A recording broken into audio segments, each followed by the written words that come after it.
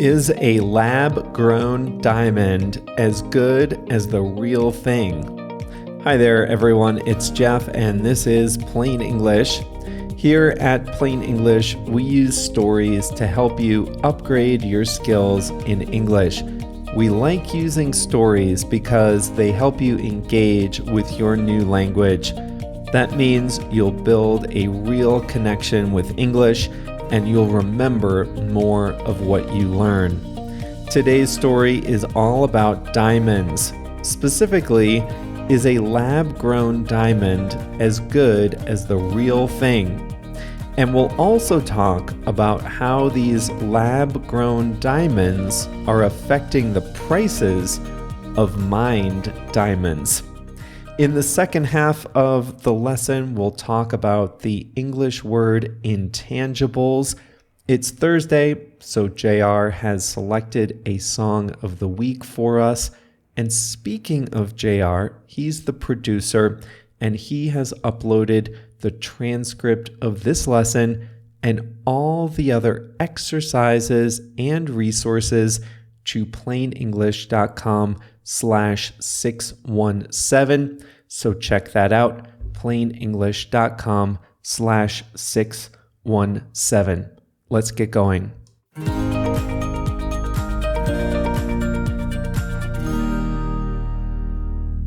Diamonds are special.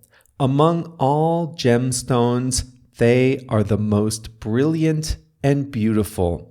They reflect the light in magical ways, and many have unique colors due to chemicals or impurities in the stone. Diamonds are versatile and timeless. They go well in bracelets, earrings, and necklaces, in addition to engagement rings. They are also extremely hard. The only mineral that can scratch a diamond is another diamond. That makes them durable. They can last a lifetime, or more accurately, several lifetimes. The word diamond comes from the Greek word meaning unbreakable. So diamonds are beautiful and durable. But diamonds are also expensive. The average diamond engagement ring in the US costs $6,000. The average masks a lot of variation. Many diamond rings cost $50,000 or more. Diamonds are expensive because they are rare. They formed between 1 and 3 billion years ago, the result of millions of years of extremely high heat and high pressure deep under the Earth's surface. Volcanic eruptions then brought them close to the surface, where humans, many years later, would discover this limited supply of diamonds. Long story short, Mother Earth is not making any more diamonds. For many years, just one company, De Beers, controlled the majority of the diamond mines in the world. The South African company employed a unique strategy to keep its profits high. De Beers purposely mined fewer diamonds than it could have with the purpose of maintaining scarcity and keeping prices and profits high. But now, two things threaten those perpetually high diamond prices. The first is that other companies have started to enter the market, mining and selling their own diamonds. And they're not holding back. This means that the old De Beers strategy of limiting supply to keep prices high, that's not working as well anymore. The other change is the improvement of lab-grown diamonds. Yes, you heard right. It's possible to grow a diamond in a laboratory. There are two methods for doing this. Both require starting with a sliver of an existing diamond and adding carbon. One method uses chemicals and the other uses high heat and high pressure. In both cases, the gem grows slowly, just about a millimeter per day. That means it can reach 1 carat in a month. The average engagement ring is 1 to 2 carats once it's cut and polished. So a few months in the lab can produce a stone big enough to make an engagement ring. The best news is that a lab-grown diamond, when set on a ring, is indistinguishable from a natural diamond to the average observer. Lab-grown diamonds have been around for a while, but the quality is starting to improve and the costs have been falling. Lab-grown diamonds used to represent only a 20% savings over the cost of a true diamond. A 20% savings was good, but not groundbreaking. Now, though, a lab-grown diamond can be 80% cheaper than the real thing. Now, there's a lot more to the cost of an engagement ring than just the stone. So, engagement rings with lab-grown diamonds aren't exactly cheap, but prices are falling and consumers can expect to enjoy the benefit of cheaper diamond engagement rings if they're willing to accept a stone created in a lab. Some people will see this as a compromise. The value of a diamond is not just in how it looks, but in the fact that it came from deep within the earth, that it's old, and that it's scarce. A lab-grown diamond is just as beautiful, but doesn't have those intangibles. There is another side to this story, however. The world's biggest diamond reserves are in Russia, Botswana, the Democratic Republic of the Congo, and South Africa, all countries that are ethically problematic. Not all diamonds are mined in an environmentally friendly way. Many miners are paid very poor wages and work in inhumane conditions. Children are sometimes forced to work in mines. The sale of some diamonds can finance rebel or terrorist groups. And that's before we get to Russia, the country with the largest deposits. So buying a lab-grown diamond can be cheaper, and it also avoids contributing to the serious social and environmental costs of mining in problematic places. A classic De Beers advertising campaign popularized the phrase, "A diamond is forever," but high prices for diamonds may not be.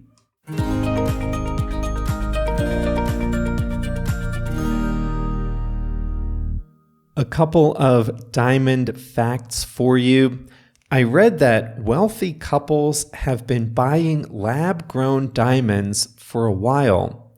They buy a real diamond engagement ring and then a lab-grown replica that they can take while traveling.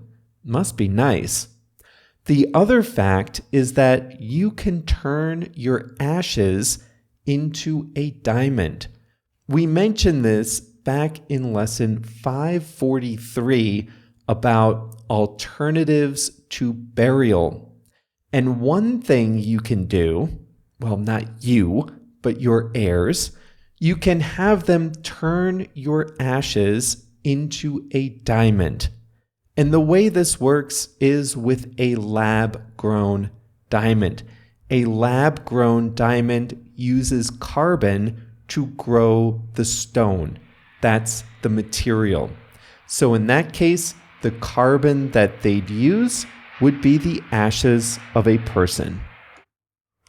So when you die, you can have your remains turned into a lab-grown diamond.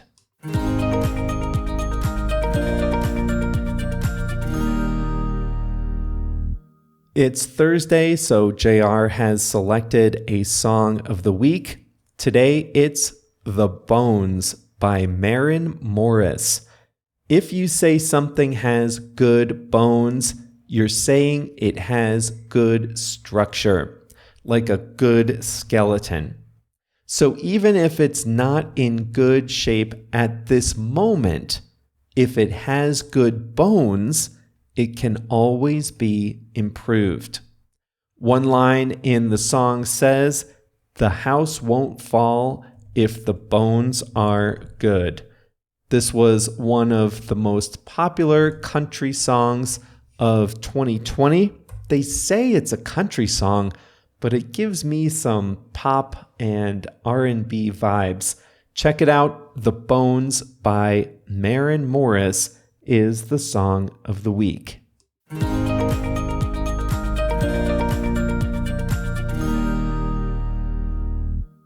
Today, I've got just one word for you: intangibles. Intangible, the word, is an adjective. It means something that isn't physical. It can't be touched. It's generally something abstract. Things like emotions, thoughts, your reputation, trust, dreams, things like that. These are intangible. They're real, but you can't touch them. In business, an intangible asset is something like a brand name.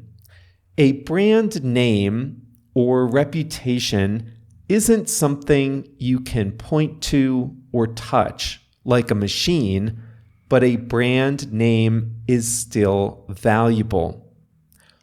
Often we can simply say intangibles if we mean intangible properties or intangible characteristics.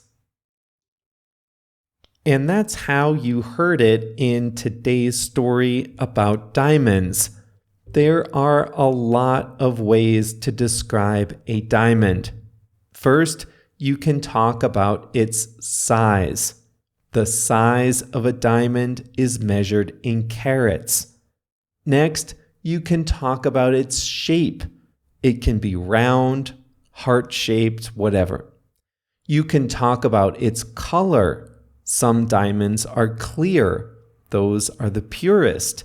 But some diamonds have colors inside that come from impurities and chemicals. There's something called a cut grade or a cut quality. These are all tangible characteristics. You can look at them and measure them. But diamonds come with intangibles too. They're rare. They convey status. Some people like the idea that they were formed 1 billion years ago and now those diamonds are on their engagement ring. It's like a connection to the earth, a connection to the past. These are intangible properties of diamonds. You can feel them, but you can't point to them. You can't measure them. You can't touch them. You can decide for yourself if these intangibles make a real diamond better than a lab-grown diamond. A historic building has intangibles.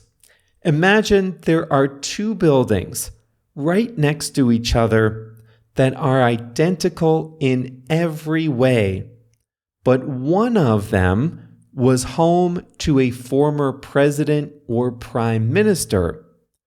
Which one is more valuable? Of course, it's the one that was home to the famous person. But why? The answer is that it has intangibles. It has a connection to the past. When you walk through the house, you can imagine the famous person living there as a child. This is intangible. You can't touch it. You can't feel it. You can't measure it with a ruler. You can't point to it, but it's there. Rare books, antique cars, rare coins, these all have intangibles too. The words in a first edition rare book are the same as in subsequent editions, but that first edition has a connection to the past. People can have intangibles too. Leadership is often described as intangible. On a sports field, you might have two players that are identical in all their statistics, but one is a better leader. One inspires his teammates more than the other. One is a better teacher, mentor.